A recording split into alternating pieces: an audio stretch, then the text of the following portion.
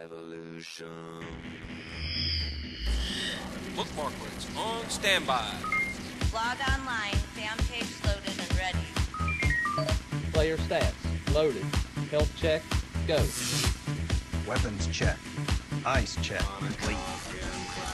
We have launched for the Informant podcast in 5, 4, 3, 2, 1. Welcome to the Informant podcast. I'm Pistol Pete from Stockholm. Tonight I have with me Mig Chainsaw Chester. Wait a Jeff. minute, I thought I was Mr. Pete. What? I'm not Pistol Pete? No. Mig Chainsaw Chester, retired. Retired. Retired. Good, I'm glad you Jenna didn't say Mig it. Death by Gucci. And Jennifer, the Mafia Wars loot lady. What's up? What's up? Same old We got stuff. Dexter. Hell. You did what to what? Yeah, right. Where are you, in China? Yes, I am. I'm thinking of relocating here. It's lovely. That's nice. Thanks. Not No, everybody I have no talks internet once. tonight, so yeah. We're having an internet issue tonight on the show, so it's a late Cool. reaction. So we're connecting whatever way possible. Exactly. There's been a lot of that going on. Mm-hmm.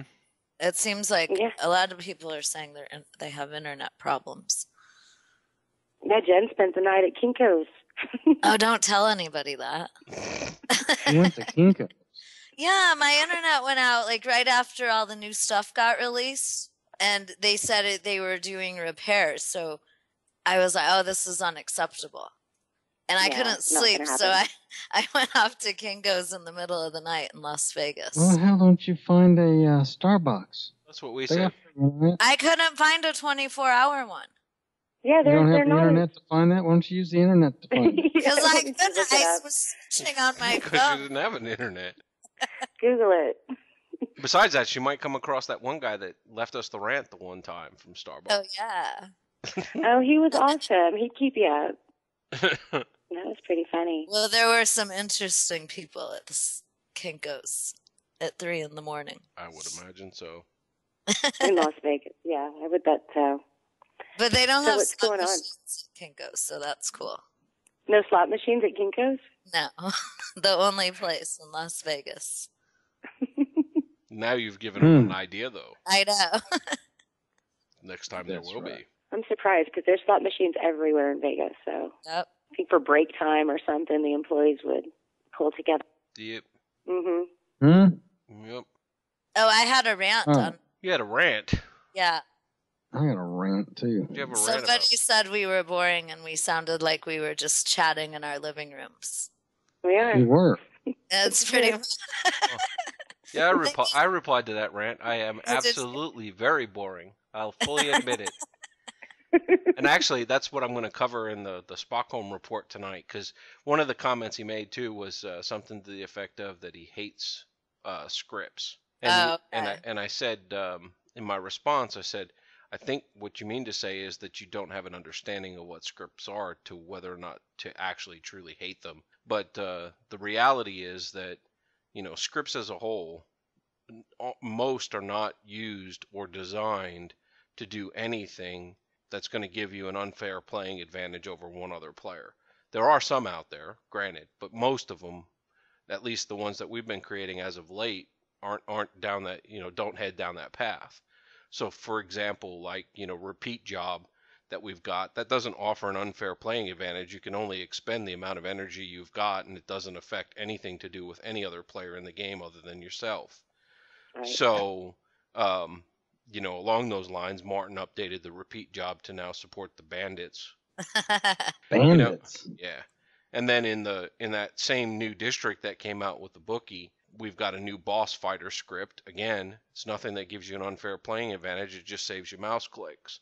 So if you really truly learn about what scripts can do for you, you can learn the power that they have to help you, not to hurt you, nor to hurt your opponents anymore. Now, there are scripts out there. I mean, Assassinator is designed to attack a bunch of people, you know, that you could do manually, but it'd take a little bit more cunning and skill to do it manually to be able to find the right targets and so on and so forth without a lot of screen jumping and everything else that we've always faced with fighting. But for the most part, again, these are things that are just simple pieces of code that help a player play this game. Another one that is kind of new, and then here's another example of another one, is the new one called the Defender.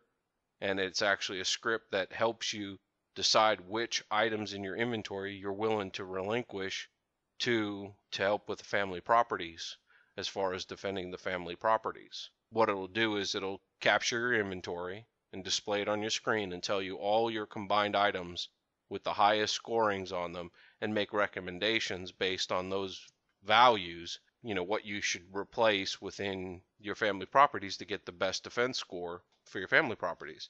Now, there's one caveat that goes with it, which is that the property, the recommendations right now will also tell you or make recommendations even if you only have one of the item. So for those that are collectors, that one item, you may want to hang on to it and you may want to add something else in its place.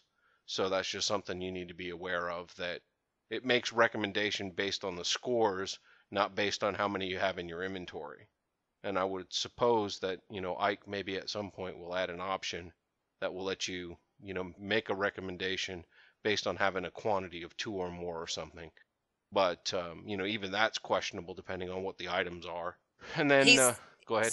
He said he was going to look into doing that. Right, yeah, so, but... Who's going to look? Ike. For the Defendor. For the Defendor, yes. Because he defends your property. And then it has built into it the Suggestinator. We need another nader. Yep, that's right. Yeah. And then the last one is the Gift Blaster. Got some updates to allow people to manage their own lists for items and so on and so forth. So, there's a couple of... So it's been a busy week at Spockholm for updates and things that's gone on, changes that we've made to existing Spocklets for the game, and some new stuff that came out too. It sounds busy. Very busy they were. So, Well, did I miss anything, Jen? You talked about the Gift Blaster update? Gift Blaster, Defender, new boss fighter, and we had the Repeatjob with the bandits. Yep, I think that's it. Thank you. Bandit. there you go. Ta-da. Have yourself a beer. No! What? Well, you did mention it like a while ago. Oh. But the boss fight monitor is out for everyone. Yep. And the beta, which you talked about it a few shows ago. Yeah, and for But those people are now starting to use it and get comfortable with it. Yep. And for those that don't remember what that is, that's basically a script that you can run while you're doing the actual family boss fight, and it'll help you determine who's scoring when and who's running up the rage meter and that kind of stuff. Oh, nice. Yeah, so it kind of gives you some indicators on the activity that's going on in the family boss fight, so that you can figure out who that person is that's running the rage. Here comes the drama. Yeah. It's funny too. Yeah. Yeah. I feel it coming. But anyway, to the point of the ranter, yes, there's times we're absolutely boring because there's not a lot going on in the game. And, they write scripts. Come on. Yeah, we write scripts. But, like I said, to my point, there's lots of great scripts out there that just help an individual player do their part of the game without having any impact on anyone else. So the premise of actually hating scripts is kind of short-sighted in my opinion. Now, hating scripts that are used to create an unfair playing advantage, I don't disagree with you. I mean, I have an aversion to the Mafia Wars autoplayer because it does everything for you. But that's just my personal take. There's plenty of people out there that believe it's the greatest thing since sliced bread. And you look at the coding in it, and it's a great piece of work. But the premise the premise that we go under is that each individual script we create is unique and separate because it has to have some kind of manual intervention. If we wanted a script that would do everything for us, we could write that.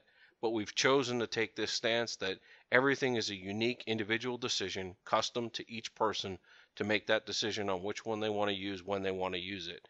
So we allow a lot of flexibility on behalf of the player to make these choices for themselves. To me, that's a separation of what is a bot and what is not a bot. Now, that's just my personal take, and other people have other varying opinions on it, but that's kind of where we stand, at least, at Spockholm with everything we create, we try to create with the premise that it's a standalone. And if you want to use it, it's there. If you don't want to use it, it's fine. There's inventory, history, stats history, Mafia manager. All these things help you as a player get a handle on your game. And if you choose not to use it, that's your prerogative. But maybe you're not aware of all the things that are out there that would just help, you manage your stuff without having to create separate, Excel spreadsheets and everything else, which lots of people have had to do in the past to just monitor their own stats from, point A to point B in time in history. So there's something for everyone, really. That's what, and there really is. And, there's lots of stuff out there, and there's good and bad, and there's, it just depends on what you're looking for. And anything that's written can be turned for evil. I mean, if someone wanted to turn it around that way, you can use the assassinator to sit on the same target, 150 times or until the bully meter gets triggered. But the reality is most people don't do that. You choose the default, you hit the person 20 times at maximum. If you don't ice them, it moves on. So anyway, that's about a wrap up for us, but lots of new stuff. There's, check our wall on Facebook, and there's stuff there that's been posted about some of the new stuff. And some of it you'll see if you use some of these tools anyway. So, but anyway, it's the stuff we do. And I helped with the Defendor because Martin and Pete and Mike were not online. So Ike was asking me to look for all this stuff under Inspect Element. It was crazy. Yeah, and I have to apologize to Ike. He asked me for that, to look that up on an account, and I couldn't get around to it. And so I'm glad you apologize to me. Well, I said I'm glad you got around to learning. It was a learning experience. Now they're going to expect even more from you. That's right. He must have thought I was really stupid because I was like, well, what do you mean by this? Well, I don't know what that means.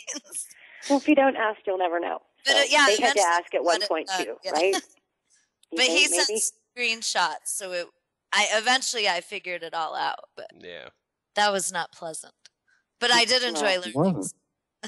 We're proud of you. No, I don't know anything about computers. Well, I guess I do now, but it's a work in progress. From hanging out with you guys. Well, what's going on in the blog? Have you been busy this week? Yeah, well, it's actually been pretty nice because we haven't had too many events. And then they released this new secret district, but it had 2 features with it. So it was kind of like getting 3 events at once. Yeah, a little different. Yeah, the secret district is by the bookie, and that's just like every other secret district. But there's a boss fight with it. And the odd thing about this boss fight is you have to defeat the boss before you can move on to the next level.